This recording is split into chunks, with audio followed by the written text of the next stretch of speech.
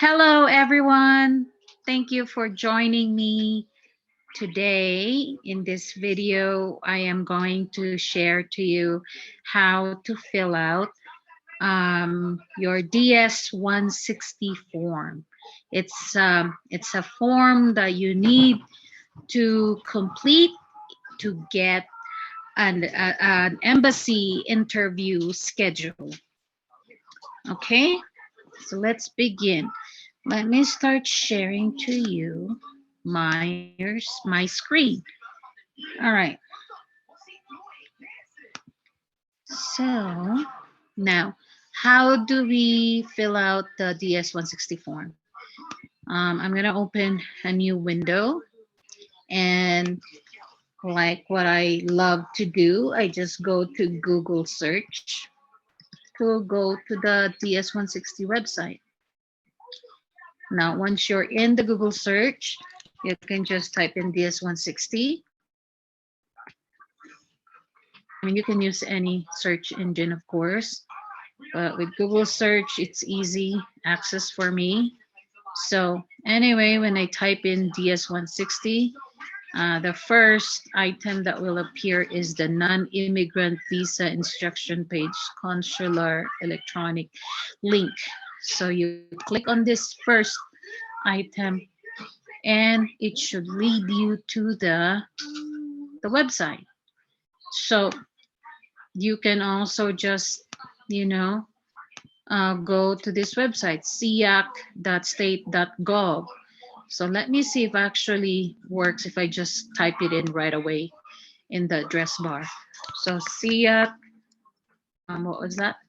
siac.state.gov. siac.state.gov. Let's see.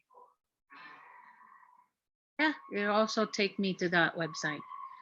Mm, Once you're in this website, you just click DS-160 online non-immigrant visa application. So it's the same as this one right here, right? So either way, it will take you to the website. So again, it's siac.state.gov. Now, if you cannot open this link, I mean this web address, then do the Google search. Let me see if I can just put this in a Word document. So again, this is the web address, siac.state.gov, or Google search DS-160. All right, back here. Once you are in the website, select your location where you will be applying for your visa. So if your home country is in the Philippines and if you're currently residing in the Philippines, so you choose Manila, Philippines. Now we have teacher applicants that are currently in other Asian countries, so make sure you indicate your current location. Philippines, Manila. Okay. Let's say, for example, if you're in Thailand, so choose Bangkok, Thailand, if you plan to have your embassy interview in Bangkok. So it should be T, Thailand, right here, right? But majority of our teachers are from the Philippines, so I'm just gonna use Philippines, Manila as a sample. Now, once you have chosen your location, you enter the code as shown below. So the code is HUAV. And if you have trouble like identifying the letters, you can always click the speaker right here and it will speak to you what the letters are. So anyway, make sure you enter the code. And then there are two options here: start an application, retrieve an application. So if you have not started the application, of course, you will select this, the top button that says start an application. Now, once you have created the application and saved it, the next time you log in is this one, retrieve an application. In order to retrieve an application, you got to make sure you write your application ID number because this will be needed when you log in. And the security question. You have to write it down somewhere or save it in your phone, your application ID and the answer to your security questions, because those are needed when you log back in to your DS-160 application form. So let's proceed. Start an application. And this is just a notice about computer fraud and abuse. You can read the entire paragraphs here and then just click I agree. And there's more here. Okay, this is the security question. Again, you got to remember which security question you are using because there are different ones here that you can choose from. Let's say, for example, in what city or town was your first job? So my answer would be Cagayan de Oro. So make sure you have this written down for your reference. If you don't have good memory, make sure you have this written down because again, this will be needed when you log back in to this website or to your DS-160 account. Then that's when you continue, click continue. Surname is your last name. Enter all surnames as listed in your passport. If only one name is listed in your passport, then enter that surname. So if you have two surnames, two last names shown in your passport, then you should be putting that in.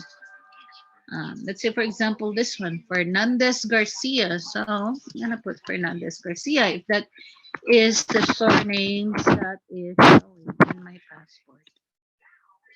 Given names. If your passport does not include a given name, is that even possible that you don't have a given name in your passport? But if that is the case, then you just put FNU. That is, I have not seen a passport without a given name. You should have your given name, right? Let's say, for example, Juan Miguel are my given names. Full name in native alphabet. You don't have, this one does not apply.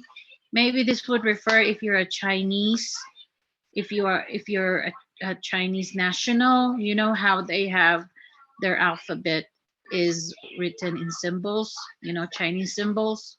What is that called? But then that's when you put your full name in Chinese right here. But for other nationalities with using the English alphabet, then this should not apply to you. The next question is, have you ever used other names, like your maiden name if you're married now?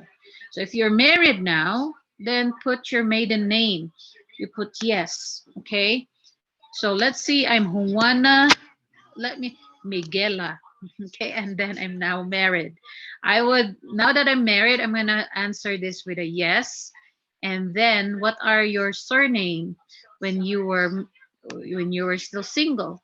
So my surname would be Fernandez, right? Fernandez, right here, Fernandez, my maiden name.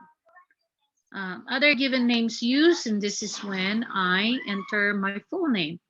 Juana Miguela Fernandez Garcia. Now, if you have not used other names, then you just click no. All right. Right here, other names used include your maiden name, religious name, professional name, or any other names which you are known by or have been known by in the past. Other names, if you only have other surnames to enter, and then enter the same given names as above. Yeah. Conversely, if you only have other given names to enter the same surname as above. So surname, other given names to enter the same surname as above. Yep. I think you just put Juana Miguela Fernandez because this was your maiden name.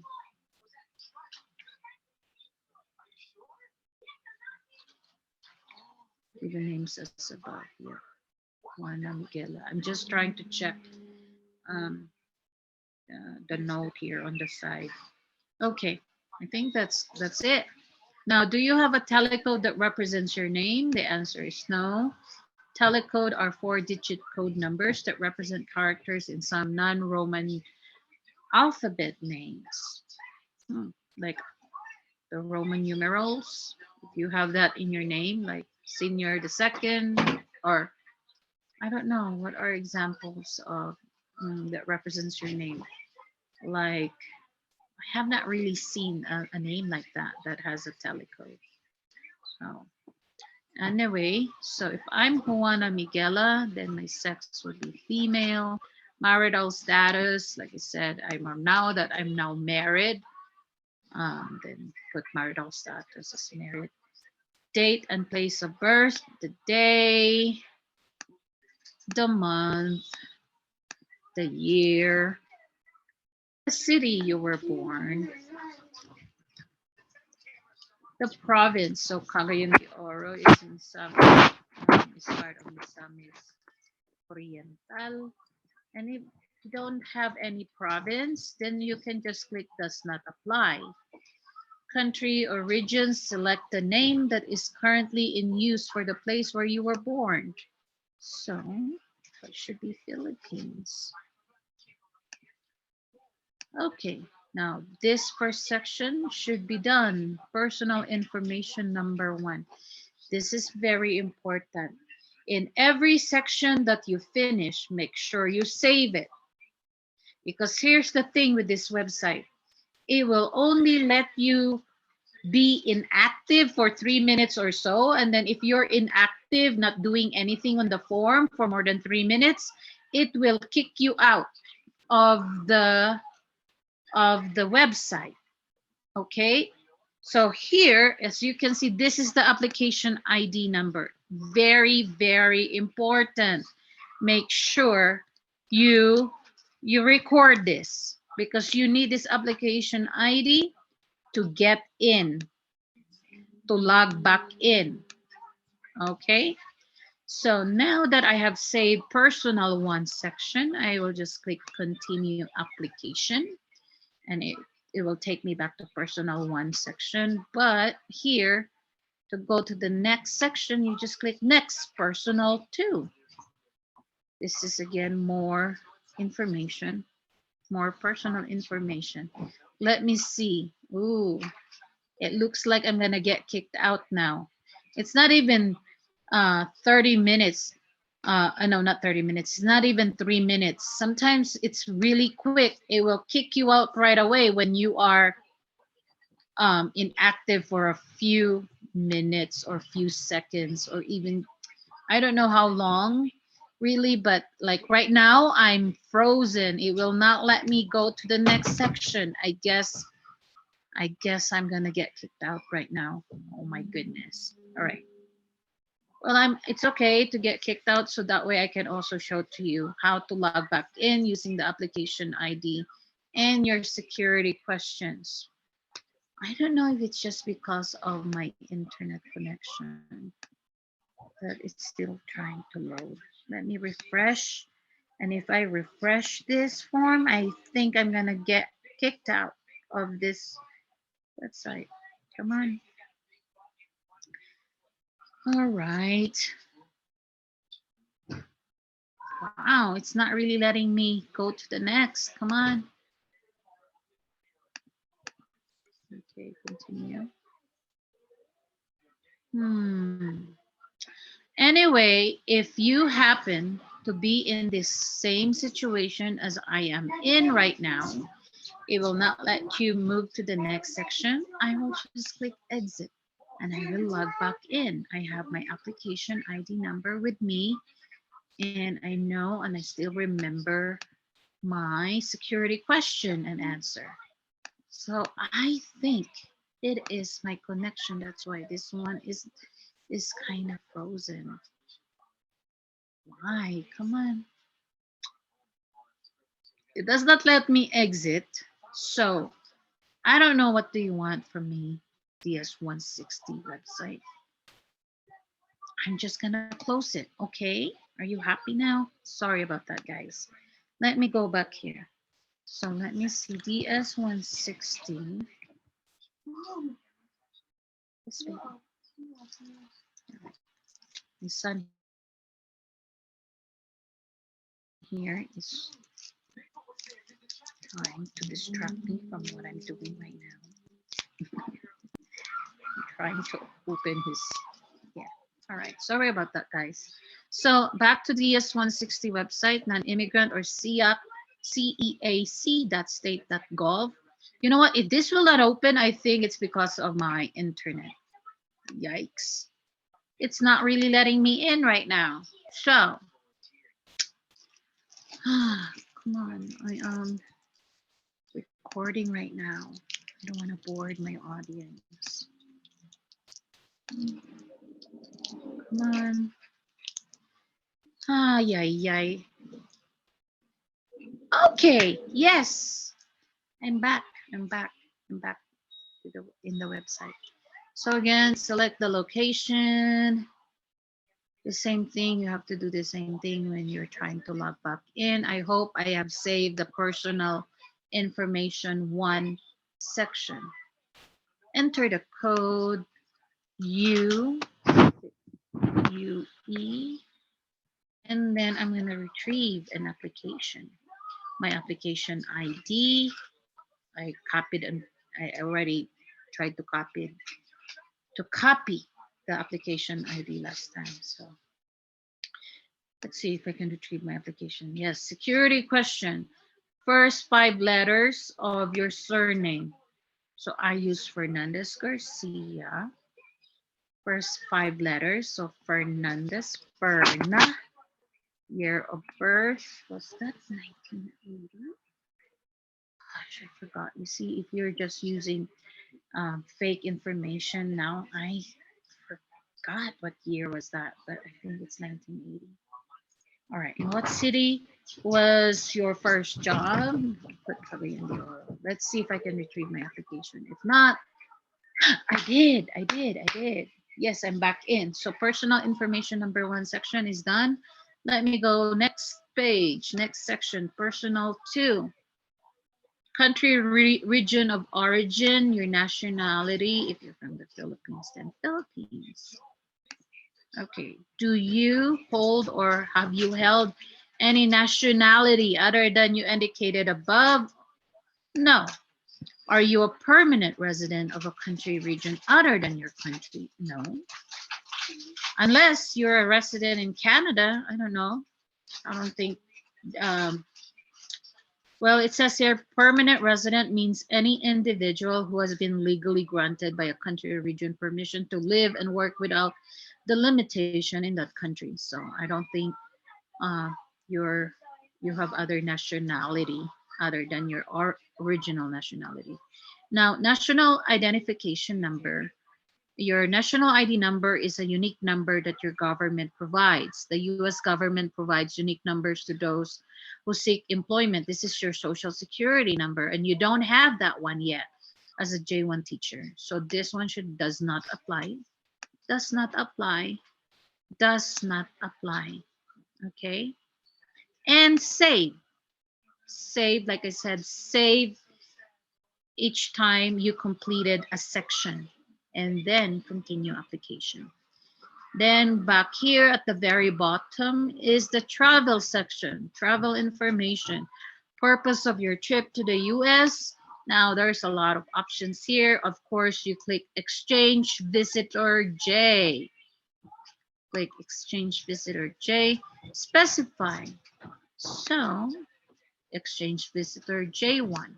Now, if you are applying for your J2 at the same time as your J1 application, add another. Please select a visa class, which is Exchange Visitor J, and specify spouse of a J1. So if you're bringing your husband or wife, then you click spouse. And then you write the surnames and given name of your spouse. Now, if you have a child, then add another. The same thing. You choose exchange visitor J and child of a J1. Please remember your child as your J2 should, I mean, allow J2 children to bring is should be under age 18. If your child or your son daughter is more than 18 years old, then they cannot be a J2 dependent of yours anymore. So anyway, just for the purpose of this video, I'm not going to add any of my J2 dependents. Okay, so again, but if you are planning to apply for your J2 also, then just click add another. Now there are visa sponsors who discourage teachers to bring their J2 right away because actually that's the most practical way, because bringing your J2 at the same time you arrive in the US can be very challenging. I mean, it's already challenging that you arrive on your own by yourself, like as a J1. But there's a lot of things to complete to do when you arrive here in the US, like apply for social security number, apply for your teaching license, settling down in your apartment, adjusting to your new school environment, things like that. But always ask your visa sponsor if they allow for if they allow you to apply for your J2 application. All right. Next question. Have you made specific travel plans? Yes. We gotta click yes. Or let me see. No. No. Yes. You have made a specific travel plan. Okay. This is just a plan. Okay, if you are unsure of your date of arrival in the US or date of departure, please provide an estimate. So it's okay to click yes on this question because you can just indicate an estimated time of arrival and departure.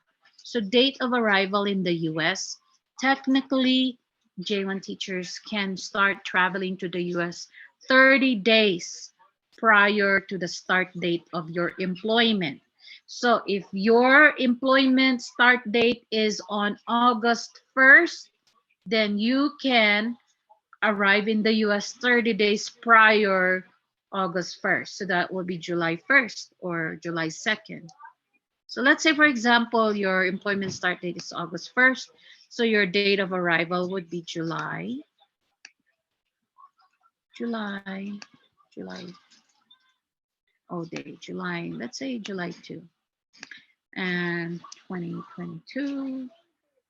Arrival flight, you can skip this part. You don't have to enter anything. Arrival city. So if you will be teaching in Alaska, or no, let's have an example. If you will be teaching in Santa Fe, New Mexico, so your arrival city will be Santa Fe or Albuquerque. Okay. Date of departure, like it says, you can provide an estimate. So you can, sorry about that, I clicked the question marks, the icon. Anyway, so the departure from US is, it can be, you can look at it as a 5-year program. No, let's do 3 years, because basically J1 program is only good for 3 years, and there's a possibility of you getting extended for a year or 2 for a maximum of 5 years. So let's do 3 years. 3 years from July 2, 2022, 22, 23, 24, 25. So that's 2025. Same thing, July 1. So that's 3 years after your arrival. Departure flight, you can leave it blank. And then departure city would be Albuquerque. That's where you arrive. That's where you're going to be departing as well. Provide the locations you plan to visit in the US. I plan to go to New York, California. You can put your top states that you want to visit while you are here in the US. Address where you will stay in the US. Now, if you do not know exactly where you're going to be live, the address of your apartment of your or your teacher housing, you can just put the address of your school. Let's say this is the address of my school. Okay, this is just an example. The address I'm entering here is actually the New Mexico Ped office address, but again, this is just for an example. So this is my address where I will stay. If I don't know, like I said, if I don't know the address of my apartment or my teacher housing, then I will just put the address of my school. You can always find the school address in the school website. So try to check that. The state would be New Mexico. Zip code 87507. Person entity paying for your trip, this should be self. Now, there are some employers that will be paying for your visa, but you know, majority, you just, I mean, you're paying for your trip. Only very few schools that would let you, that will pay for your trip. And if that's the case, it's also like a salary deduction type. Anyway, entity paying for your trip, you should select self and click save. Again, each time you complete a section, make sure you save it. Then continue application. This is a very long form. I hope, let me see how many minutes I'm here now. Okay, let me just continue and try to be as fast as I can. Provide the following information. This is the travel information. Next, travel companion. Persons traveling with you, are there other persons traveling with you? This is a no. You can answer yes to this question if you're traveling with a family or if you're part of an organized tour. So it should be no. Save, again, save this section even if you only answered one question. And then go to the previous, next section is previous US travel information. Answer each question as honest as you can, because all your answers here will be like, you know, if you have traveled to the US previously, you really have to include that here. Have you ever been in the US? If you were here as a tourist under a tourist visa, and you said yes. But if you've never been in the US, then that's a no. Have you ever been issued a US visa? Now, this is very important question because there's a few applicants or few applicants that had been issued a US visa before and had expired or had been denied a US visa. You have to indicate that, okay? So have you ever, let's say for example, I got a visa before and then I got denied. Fine, that's okay. Have you ever, so this question then is, have you ever been issued a US visa? Yes, I had an issue, I was issued a US visa before. And you enter all of the information from that visa, okay? Visa number. If you do not know, then click do not know. But if you have the visa number, it's an 8-digit number displayed in red on the lower right-hand side of your visa. All right. Are you applying for the same type of visa? Yes or no? Are you applying in the same country? Yes or no? Have you been 10 printed? 10 printed is, have you been fingerprinted? Okay. Like with your 10 fingers, have you been fingerprinted?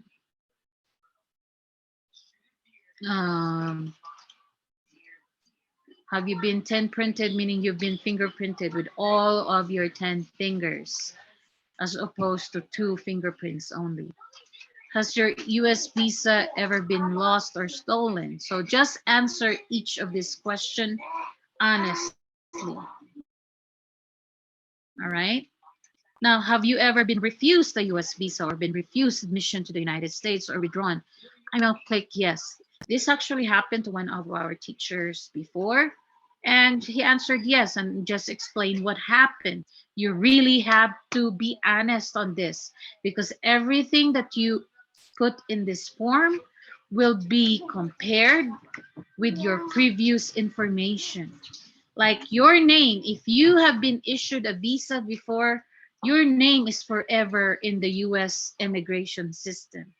They will always find you and compare your information you entered here to your previous information to see if it's correct or not, if it's accurate or not. Okay? So be honest on this part. If you've been issued a visa before. So I'm not gonna, I'll just answer no here. So I don't have to fill out the rest of this extra additional information to input. So I'm gonna answer no. If you've never been refused a US visa, if you've never been issued a US visa, of course, that's a no. Now here, has anyone ever filed an immigrant petition on your behalf with the United States Citizenship and Immigration Services? This is a no. But we do have a few teachers before who had been petitioned by their family members for not an H1B, but they've been petitioned to come to the US. And if that's the case, then answer yes. And then again, explain who petitioned you, when, what's the status of your petition. But if there's none, then of course that's a no. Click save, continue application, and I'm going to click on the next, the address and phone. All right. Home address, this is your address in the Philippines. What did I put in the address? Did I put something in there? Home address, the oral, state, province. My son is old. If you live outside a province, so just click does not apply.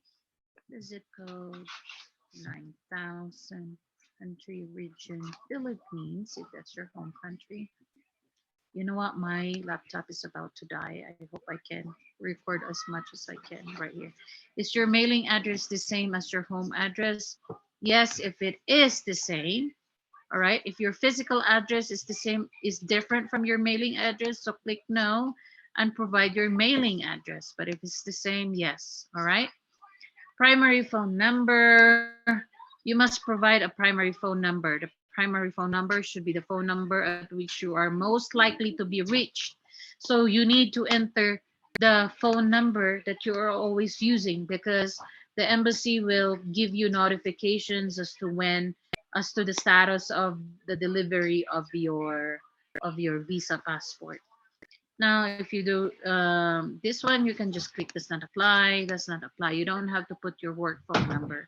Have you used any other phone numbers in the last 5 years? That's okay to say no.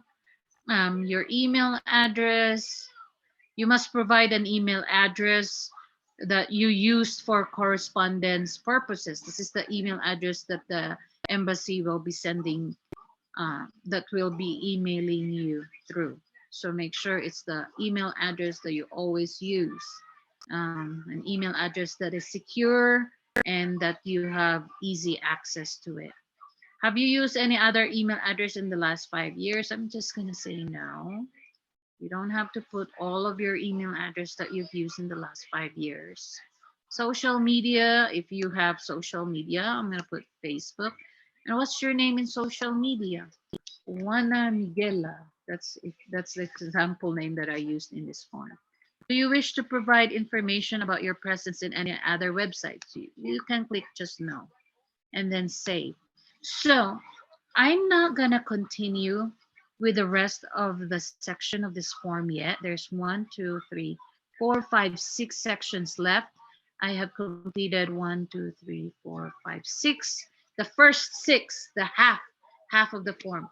I gotta stop this now because my laptop is 6%. My charger is outside the living room. So I'm gonna stop right now, and I'll create another video for the rest of the form. I'm gonna exit the application. I'm gonna make sure that I have a copy of the application ID. Exit application. So I'm gonna stop right here, the first half of the form. Like I said, this is a big form to fill out, and my laptop is dying.